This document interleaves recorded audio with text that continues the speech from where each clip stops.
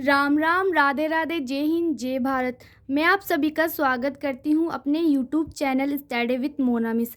आज हम लोग पढ़ेंगे राजस्थान के जितने भी इम्पोर्टेंट आयोग हैं उनको पढ़ने वाले हैं, वो भी तुलना करके। Let's get start. आज की क्लास को स्टार्ट करते हैं। सबसे पहले है गठन सूचना आयोग।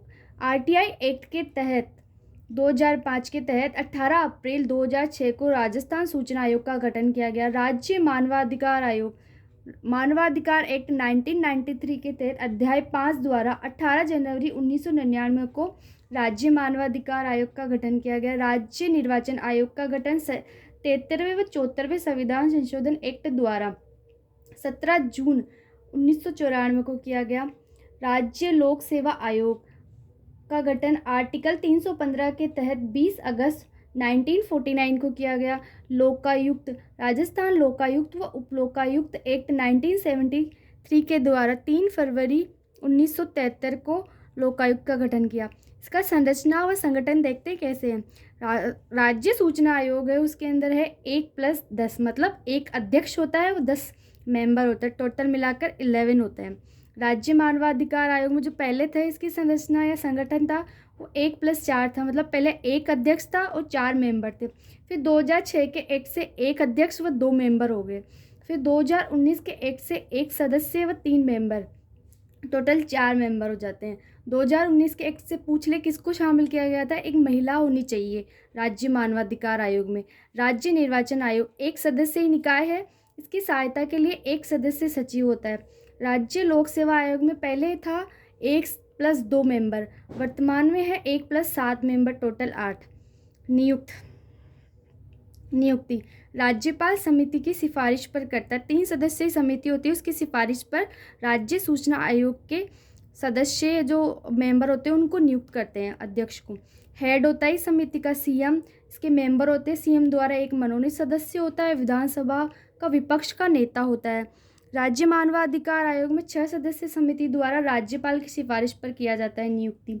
हेड होता है जिसका सीएम, विधानसभा के हेड, विधानसभा के विपक्ष के नेता।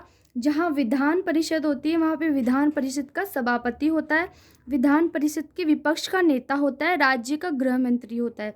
राज्य निर्वाचन आयोग में राज्यपाल के द्वारा ही नियुक्ति करी जाती है। राज्य लोक सेवा आयोग में राज्यपाल के द्वारा।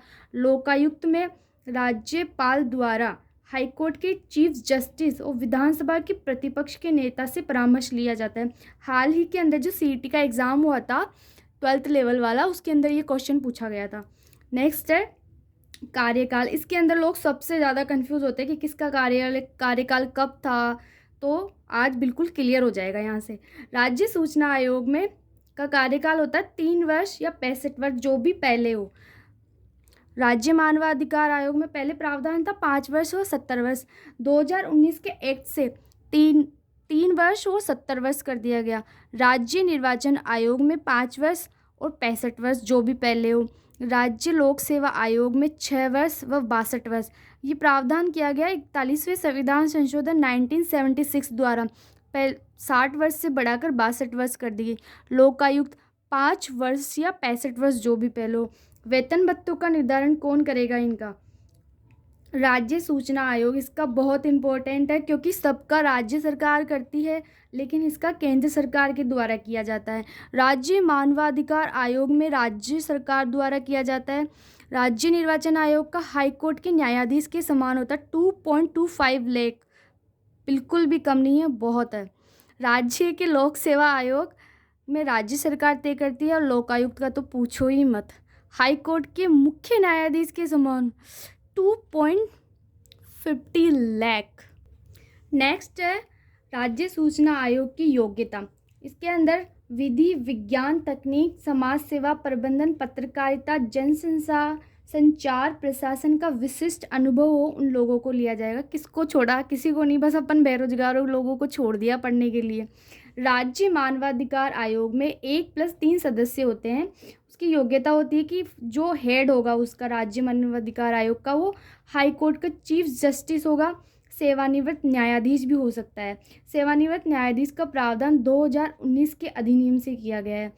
उसके जो 3 मेंबर होते हैं वो हाई कोर्ट के सेवानिवृत्त या कार्यरत न्यायाधीश होंगे। जिला न्यायाधीश होगा वो जिसको 7 वर्ष का अनुभव होना चाहिए और एक पदेन महिला होना चाहिए, जिसका भी 2019 के एक्ट से इसको जोड़ा गया है। राज्य निर्वाचन आयोग इसका निर्धारण राज्यपाल करता है। सामान्यतः भारत या राज्य सरकार के अधीन प्रधान सचिव या वेतन वाले पद पर 5 वर्ष तक काम किया हो उसने। राज्य लोक सेवा आयोग में आधे सदस्य केंद्र राज्य लोक सेवा के सदस्य होते हैं और आधे का निर्धारण नहीं किया गया, जो मैंने इसमें मेंशन नहीं किया है। लोकायुक्त सामान्यतः निर्धारित नहीं होता है। हाई कोर्ट के चीफ जस्टिस या सुप्रीम कोर्ट के न्यायाधीश हो सकते हैं लोकायुक्त के अंदर। त्यागपत्र राज्यपाल को देंगे, ये सब लोग अपना त्यागपत्र राज्यपाल को दो। चलो यहाँ तो बिल्कुल लफड़ा ही नहीं है, बिल्कुल। हटाना राज्यपाल सुप्रीम कोर्ट जांच कराकर हटा सकता है, सुप्रीम कोर्ट की जांच कराकर कदाचार या अक्षमता के आधार पर। राज्यपाल राष्ट्रपति द्वारा सुप्रीम कोर्ट जांच कराकर। राज्य निर्वाचन आयोग में राष्ट्रपति द्वारा अंतिम रूप से आदेश राज्यपाल देगा। राज्य लोक सेवा आयोग में आर्टिकल 317 के तहत राष्ट्रपति हटाता है। लोकायुक्त में राष्ट्रपति द्वारा। जो राज्य सूचना आयोग में, यहाँ पे ध्यान देना, इसको हटा तो राज्यपाल रहा है, लेकिन इसके वेतन भत्तों का निर्धारण कौन करती है? केंद्र सरकार करती है। वार्षिक प्रतिवेदन सब राज्यपाल को देते हैं ये लोग। हेड, इसके जो हेड बने कौन कौन? राज्य सूचना आयोग का जो फर्स्ट हेड थे वो MD कोरोनी थे, सेकंड थे T श्रीनिवासन, थर्ड थे सुरेश कुमार चौधरी, फोर्थ DB गुप्ता जो अभी वर्तमान में है। इसके मेंबर प्रेजेंट में नारायण बारेट, शीतल धनखड़, RP बरवड़, लक्ष्मण सिंह राठौड़ और ML लाठर जो 2023 में नियुक्त किए गए हैं इनको अभी हाल ही में। राज्य मानवाधिकार आयोग की फर्स्ट अध्यक्ष थी कांता कुमारी भटनागर। 5 कार्यवाहक अध्यक्ष रह चुके हैं राज्य मानवाधिकार आयोग में। वर्तमान में गोपाल कृष्ण व्यास, इसके मेंबर महेश चंद्र शर्मा और महेश गोयल। अमर सिंह राठौड़ इसके फर्स्ट हेड थे राज्य निर्वाचन आयोग के।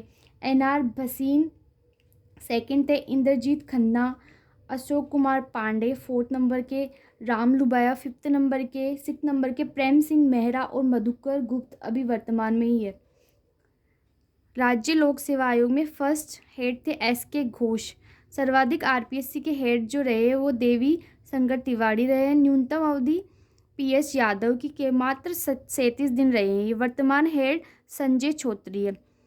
लोकायुक्त फर्स्ट ID दुआ, न्यूनतम कार्यकाल VS दवे का, सर्वाधिक कार्यकाल SS कोठारी का, वर्तमान में प्रताप कृष्ण लोरा है। Thank you for watching this video.